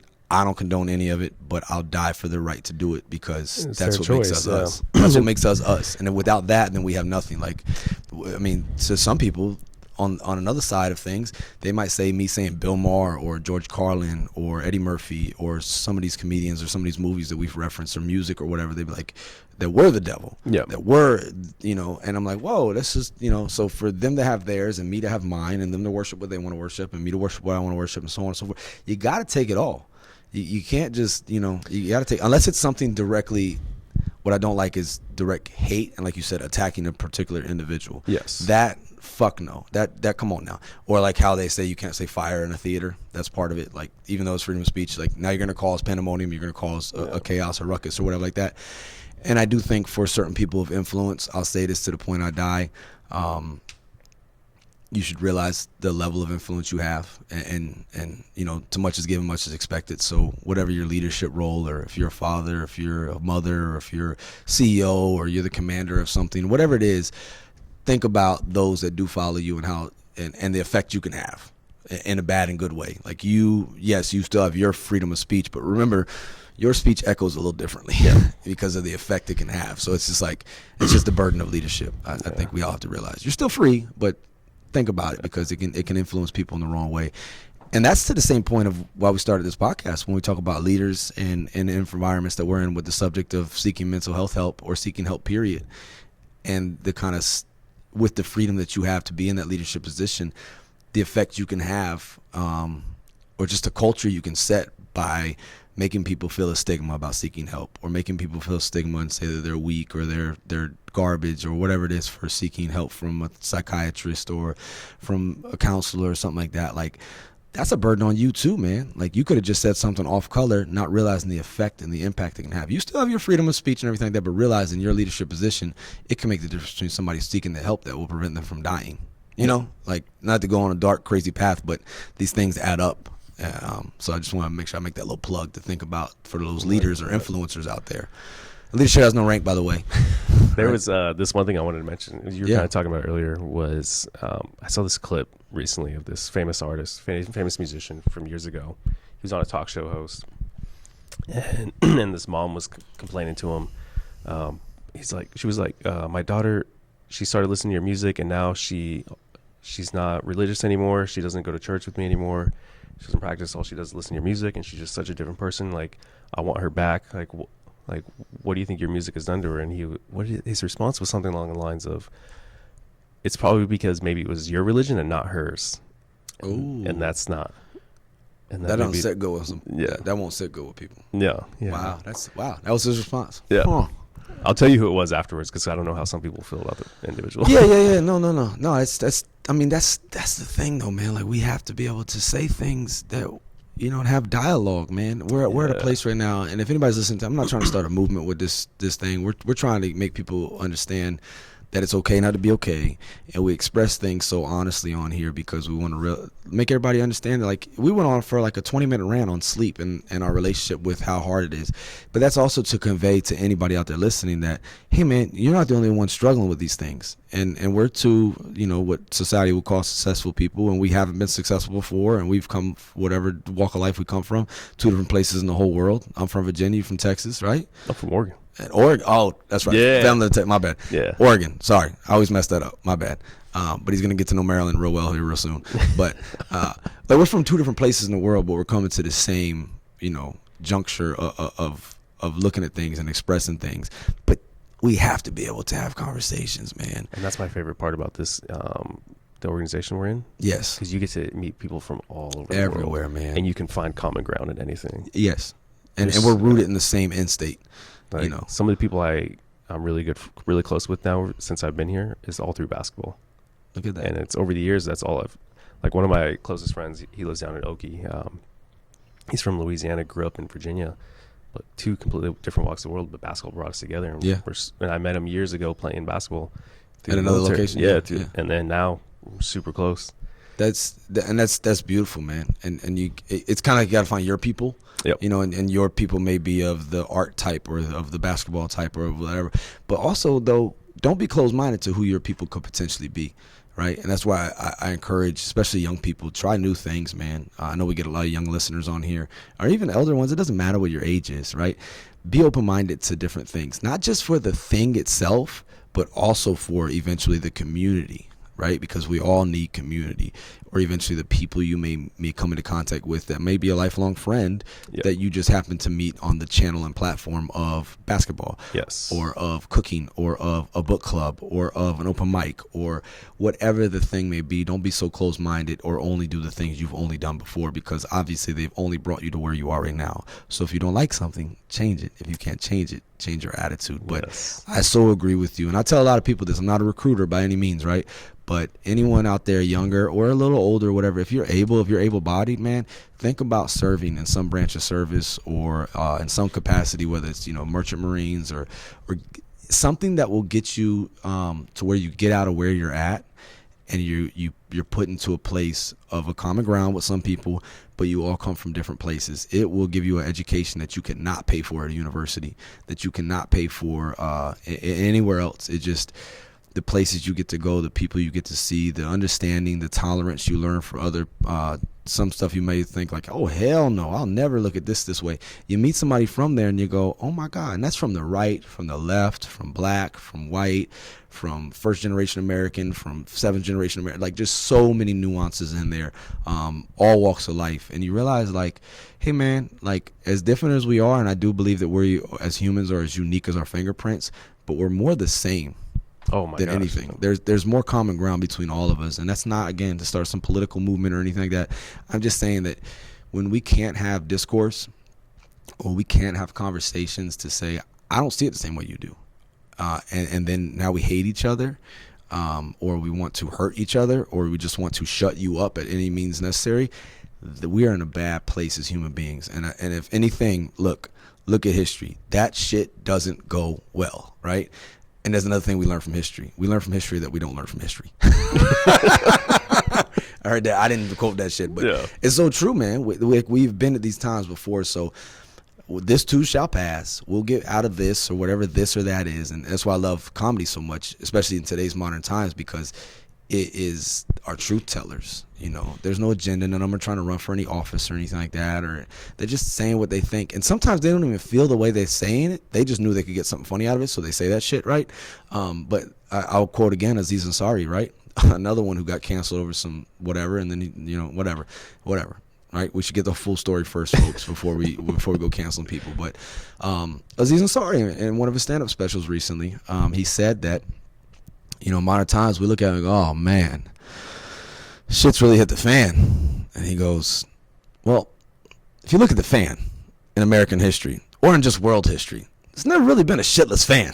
You know what I'm saying? Was that the one he did sitting on the chair in like the little club? I think I know what you're talking about. That was his last one, right? The last one he did? No, I think this one he's wearing a Metallica t-shirt. I think I know which one you're talking about, though. I remember I listened to it like 3 or 4 years ago. But it really stuck in my mind because even though now we can see, okay, the Cold War of the 80s and the 70s and stuff, like they thought that they were doing bomb drills in their classrooms all the time, Cuban Missile Crisis, the 70s, 60s, 80s, all that time thinking like, until Stallone saved America by making Rocky IV, I mean, if he didn't knock out Dolph Lundgren, what the fuck would have happened? He killed Apollo. We could have went to war, right? But good thing Sylvester Stallone saved us, right? And as long as we can get like Rocky 77 to come out, we might be in a good place again, folks. I'm kidding. But in all sincerity, all of that time, they thought, we better go to war right now, right? And not only that, but like Vietnam was going on. Obviously, drugs hit a whole nother rate of things, right? You had civil rights issues, women's rights issues, gay rights issues. All these issues going on at the same time, and a lot of blood in the streets. Like, what was it? Was it the Democratic or the Republican convention in Chicago? Or like there was like riots and just craziness. Or after Dr. King died, what happened? Like cities on fire. Like just, and so many, the Medgar Evans or the Malcolm X's or just Bobby Kennedy, so many people were killed during that time. Even on the other side, George Wallace was shot. Like there's been crazy times before, folks, right? Like there was a president who just quit. He just resigned. And then, like Louis C.K. says, he got into his helicopter and left. You know what I'm saying? Like, my point there is, like, this too shall pass, right? Yeah. Don't get caught up in the, oh, my God. Like, because remember, that gets ratings. That gets us tuning in. That gets us clicking things. No news sells like bad news, right? Not everybody wants to read Chicken Soup for the Soul type stuff. They want to see what was the latest scandal, what was the latest this, because it's sad, but we feed on it. And people know that, people that are in charge of certain things. So my point there is, I'm not saying be naive or anything, but we have to be able to disagree with each other. But we also have to realize that, look, man, 1861-ish was probably a worse time in American history than right at this moment. So this too shall pass. We got to be mindful and not naive, right? But hey, 1861, a little different. I had this meme. It's one of my. I love the cheesy memes. There's really simple ones. They're not super well thought out or anything. Yeah, I eat that shit up. It's two guys. It's two guys, and they're like, "Whoa, we did it! We invented time travel." And the guy's like, "You wanted to go back in time?" And it's a white guy and a black guy, and the black guy's like, "Nah, not really." Yeah, because that's true. Like it's true. Like and history's written by the winners, right? So yeah, I mean, who knows? Like who knows where you would stack up in history? Or if we went back right now, look at Galileo. Look at Galileo. They killed him. Look at Socrates. They fucking killed him. Seneca killed him. Right? Murder, death. You might not fit in if you go back. Yeah, that's why he's like, nah, I'm good. Yeah, I'm good. Yeah, no, for sure. And then in some other ancient culture that obviously history is written by the winners we did know about, maybe that other guy was the receiver of negative. We don't know because history books are written by the winners. Here we are, right? But that's also a thing I was talking recently too about that show Warrior, which is based off the writings of Bruce Lee. He always wanted to produce it and come out with it, but it was a different time, and obviously they're not going to let a Chinese American man do what he did or what he could do now, right? Because of racism back then. But the show Warrior, it depicts, it's so good as far as anybody who likes history or like a social type setting, right? And there's a lot of obviously great martial arts in it and just a good storyline. Shout out to his daughter for putting that together, and it's just it's really good. But in there, it's the post-Civil War. Right? Post-Civil War time in San Francisco, right? So you don't think about this because that's an overlooked time in history. Like we go from revolution, Civil War, and then it's like the 1900s, right? There's like that Reconstruction era that was fucked up in American history, right? Especially like in the West. So you had a lot of Irish Americans and a lot of immigrants of let's say Caucasian descent that got off a boat and got handed a rifle and was thrown into a war, civil war, right? Fought for a certain side or whatever it was. Came back, Reconstruction era, not too much opportunity. So they go west because we'll go west. That will be what it is, right? And they think that they're going to seek labor and they're going to seek, a certain kind of life out there, San Francisco type. Oh, yeah, by the way, these people out here, these people in power are bringing in basically slave labor with Chinese immigration and paying these, like, living like fucking animals, man, the way they treated these people. Not only that, but the exploitation of Native Americans that were already here, Mexican Americans that were already there, and the Chinese. But then you get to see how the Irish and the Caucasians and the Chinese all like hate each other. And then there's these people in power that never fought on anything. Or it's a really, the show is so cool, and it's a really good, just Bruce Lee wanted to show it and to show the difference in the cultures and stuff like that. But really cool show and great choreography and great acting and just a cool story. But for me, coming from a historical or from a sociological perspective, I'm just like, man, there's a reason we don't know so much about this era in history. I'm sure there's books written on it. There's somebody out there like, well, there's a novel by, I got it. But I'm saying in general, knowledge, like we don't really focus on that time frame. But there's been some fucked up times in American history, Or there's those people who say, like, how long is I heard a story of a dude who's, like, in the West Coast, had a cab driver. It was a Caucasian male, picks up an Asian male. And he's like, where's your family come from? And he's like, here? Because his family had been here since then. Yeah. But he thought because he looked a certain way that guy was, newer to this. And he's like, actually, his family's been here for 7-8 generations. Yours just got here 2 generations ago after World War I. You know what I'm saying? But he was talking down to him, like, so where are you from? He's like, San Francisco. He's like, no, but where are you from? Yeah. He's like, San Francisco, where my great grandfather's from. You know what I'm saying? Because his family had been here. So it's like, hey man, you never know where somebody's coming from, literally, right? But it's good to understand our history and to kind of maybe appreciate. There's a lot of stuff nobody wants to talk about. Nobody wants to talk about. I mean, it's like the history of the U.S. Marshals and the 6-shooter, how they came to fruition. Mm-hmm. They were to combat the Native Americans. Look at that. Yeah, like the 6-shooter was because they were like, we need. Remember how they one shot like the rifles? Right. 6-shooter was created because they're like, we need something to combat the Native Americans. That's crazy. And yeah. And so instead of having to always reload after every shot. That's something right there, man. And then the U.S. Marshals, if I remember right, they were created to combat the Native Americans. Yeah.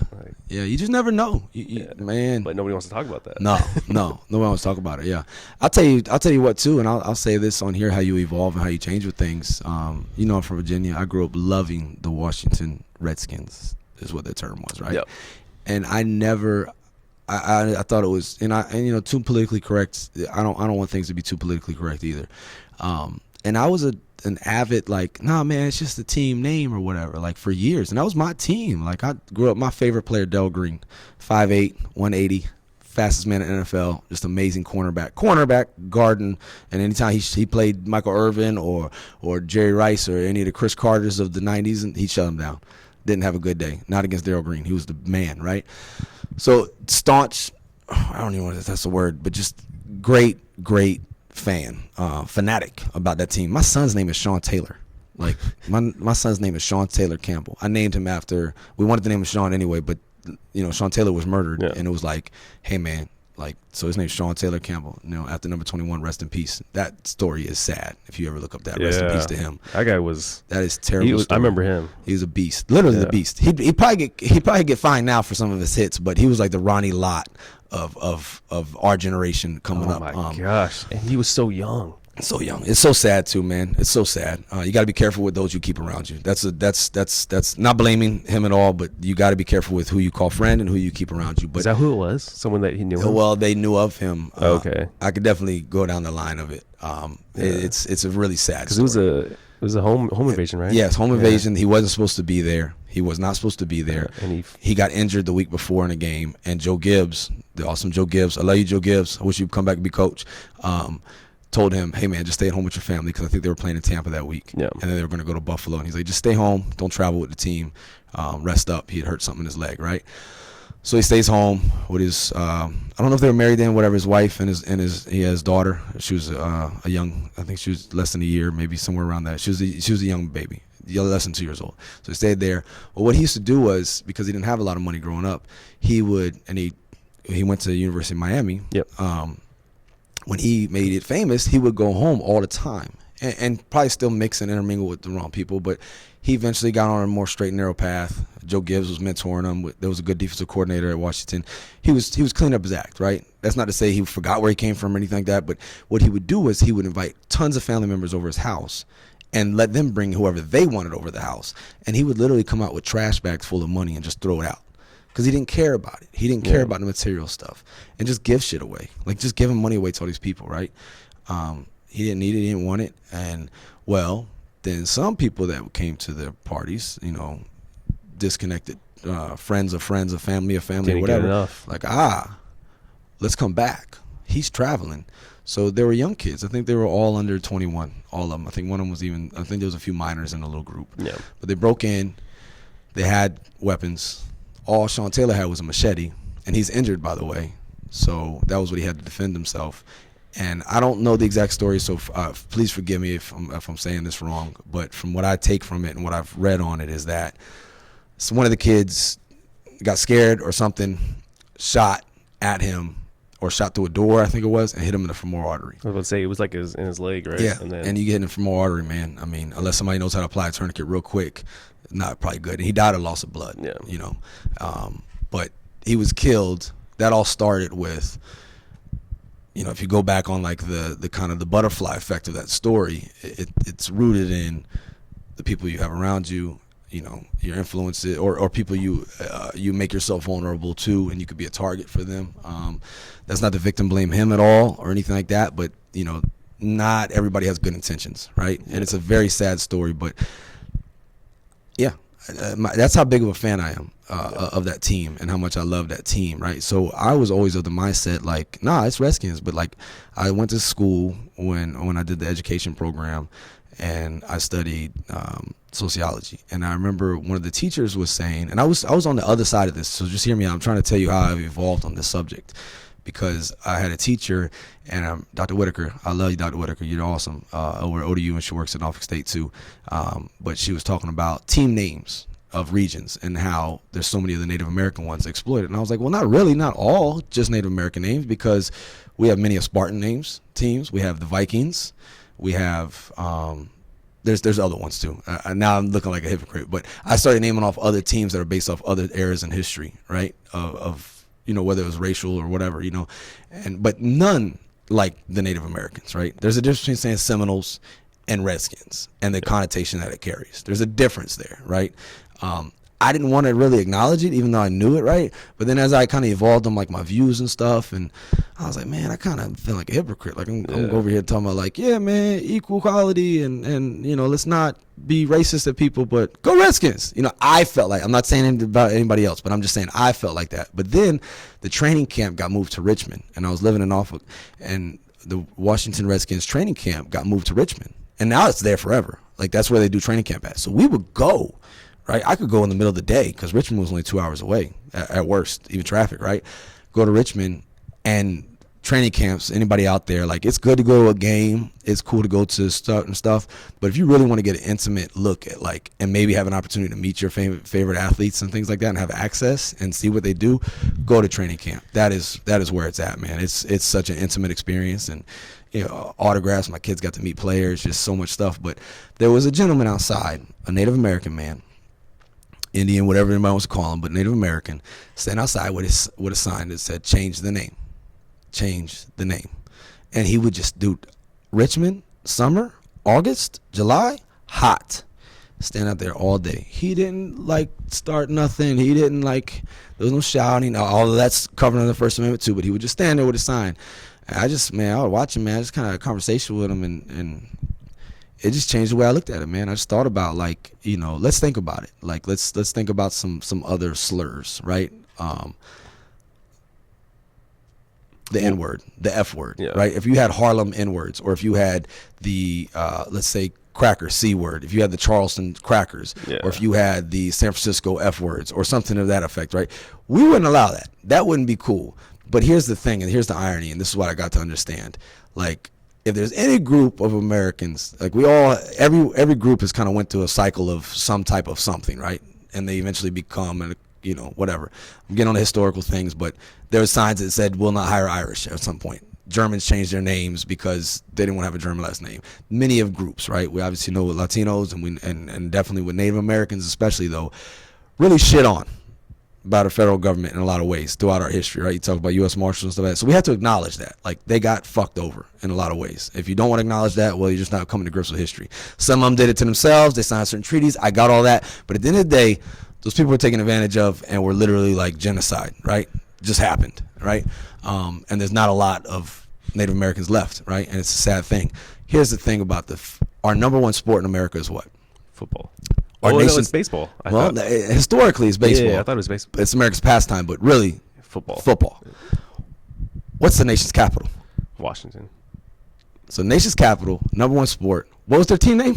Redskins. Come on, man. If that's not like just spitting in the face. And I know people probably never made the team with that intent, or never, people that obviously fans don't hate Native Americans or anything like that. It's just like, again, we don't want people to be super offended on stuff like, but dude, like, it's almost like we're going out of our way to be an asshole now. Yeah. You know what I mean? Like, you're literally like, come on, man. Like, come on, think about it. Like, the nation's capital of the number one sport, team name. Now, in the 70s, 60s, 50s, maybe a different story. But as we've grown to understand, and like I had that conversation with a dude, I was like, you know what, man, this shit ain't right. Like, it is. And I remember hearing Daryl Green in an interview. I love you, Daryl Green. He was like, it doesn't change the titles. It doesn't change the history of the team. Yeah. It doesn't change. We still Washington. You know what I'm saying? Like, it just. He's like, hey, I'm ready to buy New Jersey right now. They kept the same colors. They called it the Commanders. I didn't want to call it that. I wanted to call them Warriors, by the way. I don't want it to have the logo be a pentagon and then have the Washington Capitol in the middle of it. That's just my take. I thought it would have been tight. Or if they called them the Washington Natives, I thought that would have been cool. They could have kept the same logo because now it's a paying homage or whatever. But they didn't. Yeah. They changed it to Commanders, and it's whatever. Yeah, because it's literally Redskins and then it's Native American. Bro. Well, the other example I was thinking of is for those that use chewing tobacco, Red Man. Yeah, it's a product of chewing tobacco, but it's a Native American on it. Mm-hmm. It's literally called Red Man. Yeah, red. Like it's derogatory. Yeah, it's derogatory. It's negative in nature. You're not saying what like the Florida State Seminoles, like that's or the Aztecs, San Diego State. Like that's paying homage. You know what I mean? Like. I mean, we have like Minnesota Vikings. Have we looked at the Vikings, like the fucked up shit they did? We have a team that's like Minnesota Vikings, yeah. You know what I mean? Like Crusaders. How many teams are named Crusaders? Look up them motherfuckers in history. That was some fucked up shit, right? So I'm not saying we need to throw the baby out with the bathwater with anything, but like we do have to have some conversation and some open-mindedness on some things. That it's not right to say the F word in the same context that people said it in the 90s. It's not good to call everything that you don't think is cool gay. That's not right. That's not cool. That's just not cool. It's just not it. We can't do that. Do people still do it? Yes, but I'm not saying we should go out of our way to please everybody, but I'm also not going to go out of my way to purposely offend or attack anybody either. So it's one thing, like you're saying, to open conversation, open dialogue. I get that, like where it's just like, okay, it doesn't need to be. But to touch on like what you're talking about the stand up, it's like when you're going to a show and you're openly getting offended, it's like that to me. That come on, man. And what's his name? Sam Morril. You watch him? I was watching one time him dealing with a heckler, and he was like, look, at the end of the day, I sold out 2 shows here, and you bought one of my tickets, so you don't have to be here, but you're here. Yes. If you don't like it, and he's like, it is what you already bought the ticket, and he's like, I don't care. And I think we need to really understand that when you go to certain things, like there's a time and a place for everything. It's like if you don't want to be there, if you don't like what the message is, then don't go. It's like don't fucking go to a movie and you don't like the movie. That's your fault. Then leave. Let's go free. Let's go freedom. You can leave. I couldn't agree with you more. There's nuances to these things. There's no black and white on. Like we live in a world of gray, and there's definitely time and place on everything. And I probably some of the people listening to me might be offended by what I said, or probably don't like me as much anymore. I don't really give a fuck, to be honest. I wanted to honestly express because we call this real talk, right? Real resilience talk. But this stuff feeds into stuff, man. This stuff feeds into the messaging, into certain things. And I think even on the same note, right, when we're closed-minded on stuff, like. We know that it's not right to say redskin, but for years and years and years, we knew, and I could be told that that's a negative context and a negative, a derogatory term, right? But I still was like, nah, man, but that's my team. You're gonna change my team? Yeah. Fuck that shit, right? So same can be said. We apply that same blueprint, that same framework to the stigma of seeking help for mental health or seeking help for things. We know that it's right to say go seek help, but there are many people that are sitting back going, and forgive my verbiage here, but we know this is the real talk, this is the honest. You being a bitch, you being a pussy, you being weak, you being a candy ass, go back to work. We say one thing. We know that it's not right to have that, but we still reinforce this stigma. And this also ties into what we're talking about leadership and the influence that you can have. And, you know, because I quoted my philosophy on me, but the Jim Carrey, the effect you have on others is the most valuable currency there is. I think we all need to think about what effect are we having by sticking to certain things and not being open-minded to change or to evolve on certain subjects. Because I didn't always feel the way I do about all of these things. I didn't. I just was eventually got looked into it, and I looked into this man's eyes, and he just stand out here, peaceful man, peacefully protesting, just holding a sign, change the name. That's all he said. He didn't say end football. He didn't say I hate the whole Washington capital area. No, he said, man, change the name. I got to understand where he's coming from. I just imagine at the bottom it says end trade RG3. Yeah. Oh my God. Oh, don't even get me started, man. I love RG3. I met him in person. He's a really nice guy, man. He's really nice to my kids and stuff like that. But when we like sold the barn or whatever you want to say, sold the farm to go and get him, I was like, man, this guy is not. Could you imagine that though? If his sign said that, change the name.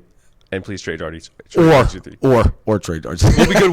We'll take either. Yeah, man. I mean, that team, I'm so happy we're getting a new owner now. I'll tell you right now. Everybody's like, fire the coach, fire this, fire that. I've been saying for years, let's fire this owner. Yeah. Because that owner, since 1997, when he took over, 1996, I think, winter 96, man, goodness gracious. Thank you. Got number love. Hey, wish you number the best to the whole everybody. I'm not trying to make this an attack podcast, but I am happy that we are going to get a new owner. So happy about that. And I wish we didn't choose Commanders, but it works because I can be like, Washington Commanders. So that's cool. I can do that now. But it doesn't matter what your team name is, right? Yeah. But if we're kind of going out of our way to be an asshole to somebody, and we shouldn't be so easily offended, but if it's like going out of our way to do it, come on, man. You can't switch up what you're doing a little bit. You know what I mean? There's a time and a place for everything, but there's something about having thick skin, having resilience in that. But I also just want to stress, man, like when it comes to the stigma, because it's real. I mean, I talked to my son, man. He's in middle school. I was like, why don't y'all think it's, okay to seek help? He's like, that's weak. Like, but they get the brief. They get the principal, they get the teachers being like, if you ever need anything, reach out. And they're like, fuck that shit. You don't be, So it's still like behind the scenes, there's like the realness. There's like what we put out on the PowerPoint and what we put out in front of people, but then behind closed doors or in our own shops or platoons or divisions or work sections, we're like, man, don't be a bitch. It's like, come on, man. Well, It's also, because I think of it as at a lower level too, beyond just like mental health and stuff like that, is if you were to ask the tutors that work at like high schools and colleges, how underused do you think they are? A lot. Yeah. And like think about it. Like, and that's asking for help.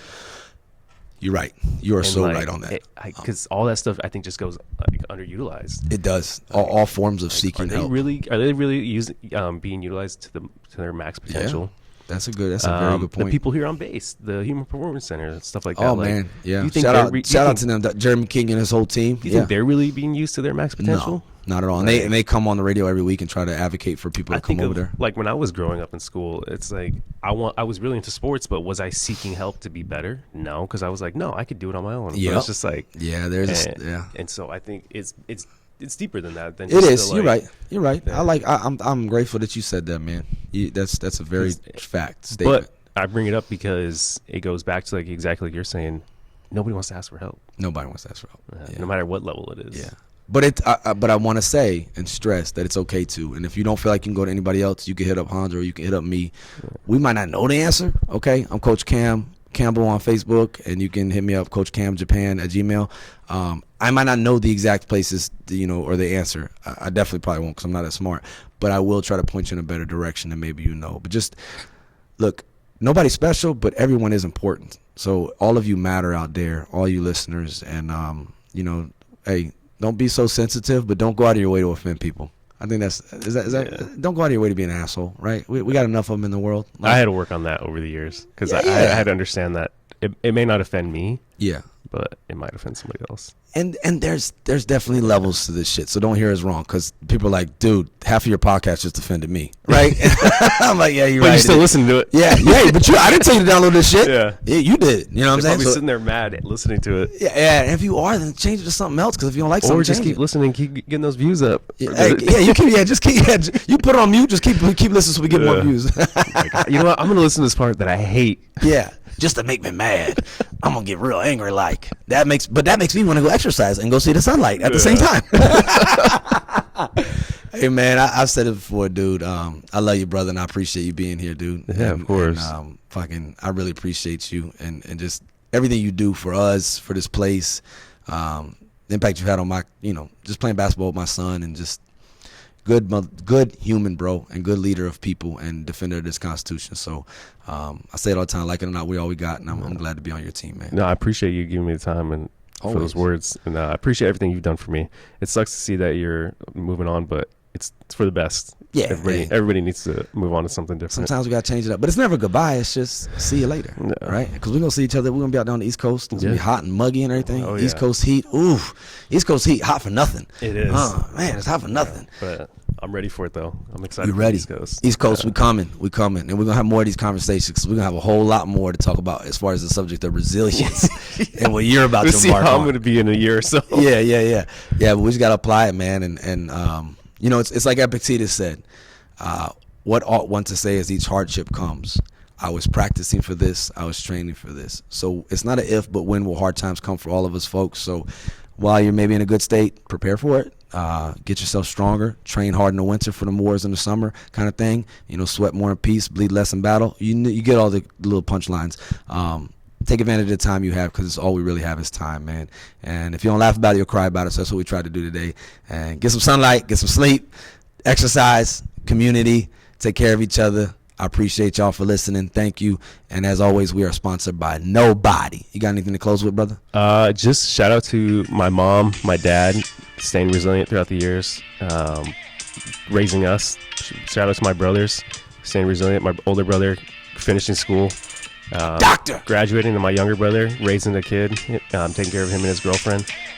Showing real resilience. And to my aunt, who's going through a lot. She's going through treatment for chemo. And so shout out to her, staying resilient. Strength, resilience. But I miss all of them. And and I appreciate you giving me the time to be on here, man. Always, brother. Always. Hey, all things considered, we're not doing too bad in the great words of Colonel DeWolf. Rest in peace. Hey, sure. All things considered, we're doing great. So think about it. What you're going through, man, this too shall pass. All of this shit is temporary. All of it. So don't make a permanent decision over temporary circumstances. If you need help, I know a lot of us don't want to seek it, but seek it, reach out. If in doubt, again, Coach Cam Campbell on Facebook, on Instagram, and then you can email me directly, CoachCamJapan@gmail.com. Don't be sending me no viruses neither. That's messed up. I click on it, and then now you give me some virus. I don't want that shit, okay? All right, don't do that. We are sponsored by nobody, but we are always inspired and compelled and motivated by our First Amendment. Thank you, Uncle Rex, for this track. Monchichi Rex, Second Winds. Check them out.